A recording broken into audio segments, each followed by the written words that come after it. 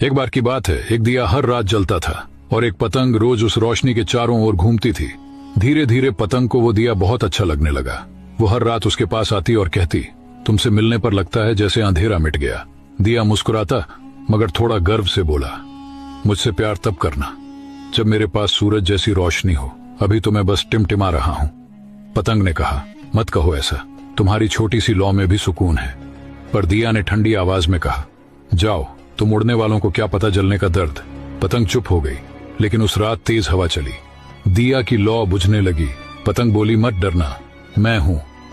और वो उड़ते हुए दिए के ऊपर मंडराने लगी, अपनी पंखों की आहट से हवा को रोकने लगी।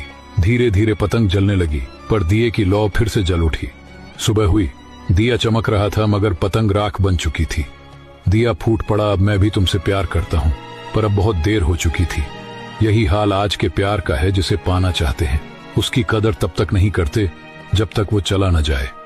तुम जितनी सच्चाई दिखाओगे, लोग उतना ही बेपरवाह हो जाएंगे, क्योंकि जिसे खोने का डर नहीं होता वो कभी कदर नहीं करता।